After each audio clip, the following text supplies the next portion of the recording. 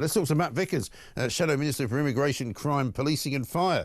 I didn't realise that they've added immigration to you, Matt. Very good morning to you. Welcome. Good morning, Mike. All the jobs, all the jobs. All the jobs. I mean, can you imagine if there was a situation in the next general election where you were looking down the barrel of a gun and saying, there really aren't any safe Conservative seats, because the extrapolation of what happened last Thursday to Labour and the Conservatives would be that the Conservatives would end up with about 7 seats. Yeah, well, it was a terrible night, actually, but you know what? We knew it wasn't going to be easy. It's what, a year ago? Well, not even a year ago, actually, since that general election. We were sent a message by the electorate. We've took that message. We're listening to what they've got to say, and we're coming up with a new offer. Kemi's out there listening, all ears. Actually, a really sad night last week as we lost lots of councillors. Very much not through their own fault. Very hard-working councillors, many of them, who created contributed greatly to their local communities. Indeed, and it's always sad when people lose elections, but there's a reason why they lost, and it's because Reform are on the rise. And we've just interviewed Sarah Pochin, as I say, the latest addition to the Reform MPs group, and she comes across as a very straight-talking, very well experienced as a magistrate, professional woman who should scare the bejesus out of the Tory party. Well, we'll see what she's all about, but we're in there taking the fight to Labour, debating the issues of the day, coming up with what our policy platform looks like. And today we've made the big announcement about our new deportation bill that I'm sure you're going to ask me about. I haven't heard about it, but you better tell me, because it's a big announcement, but okay. Nobody said anything. Oh, well, I'll tell you all about it then. Tell me what it's about. So we brought forward our own deportation bill today to apply a bit of common sense and fix this immigration system. As you know, Kemi said that immigration was way too high. Previous governments got it wrong. She's the leader now. I'm the immigration minister, shadow immigration minister now. We've got a new offering that's about deporting people who come here illegally.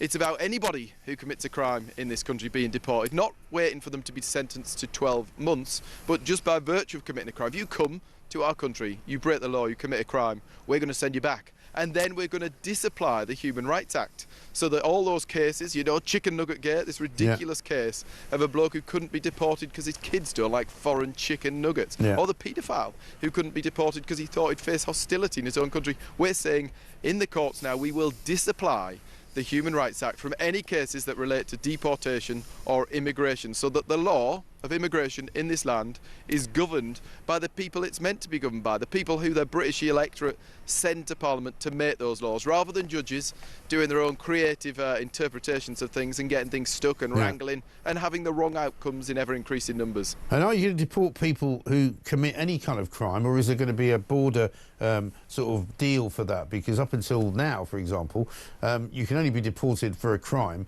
if the sentence that you receive is for more than a 1 or 2 year custodial. Yeah, so that's entirely right. So a year, you have to be sentenced to more than a year in terms of custodial sentence. We're saying no. Any crime, if you come to this country, it is a privilege, not a right.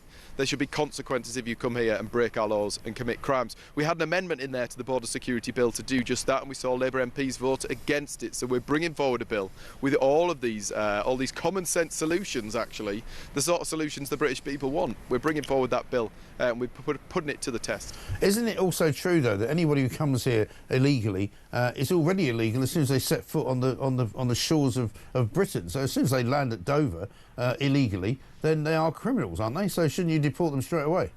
Well, well, that's what we said. Yeah, we've said that if you come here illegally, if you break into this country, can you imagine if you or I rocked up in some other country without a passport, we'd be in serious trouble. The chance that it's not a choice that these people should be allowed to come here, break into the country and stay. We're saying detain them and remove them. We heard about the Rwanda scheme. All those people who were meant to go to Rwanda, where do you think they are now? They're in Redcar, they're in Romford, they're in Richmond, because they haven't been removed. Right. These people need sending. So are you saying that you would... Where that's not possible, we need a safe third country. Are you saying you would immediately deport anyone who arrives illegally on the small boats there? Is that what you're saying? Is that a new change of policy?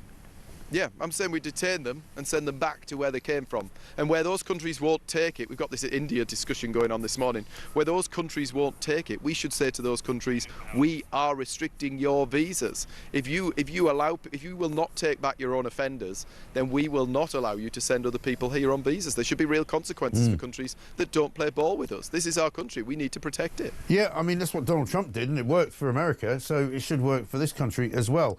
But, I mean, a lot of people will say to you, Matt, of course, that you had 14 years to do this. I know you personally were not an immigration minister. Kemi Badenoch may not have been the Home Secretary. But you served in that government and you were part of that government. I mean, you were, vice chair of the party, I think, for quite a lot of the time. One of the last governments was in charge. So why suddenly the road to Damascus conversion now?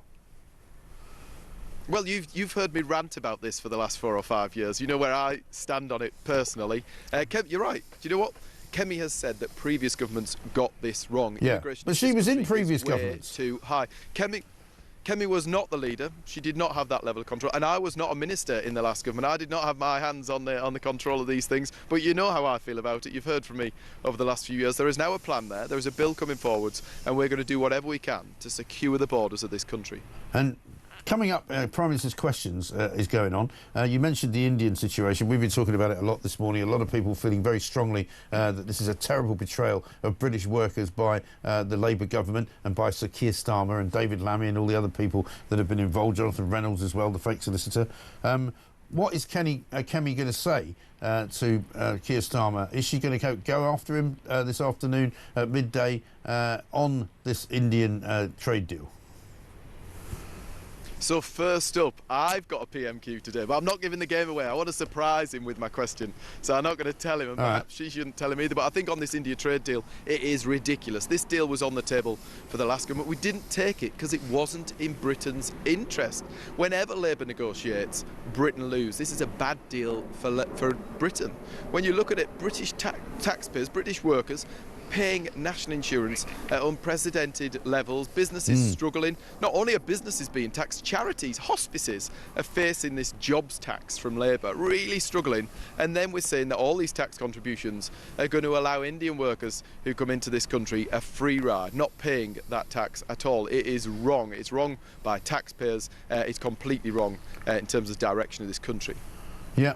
Matt, very good to talk to you. 25 minutes past 9. Thank you very much indeed. Matt Vickers, Shadow Minister now for Immigration, as well as Crime, Policing and Fire.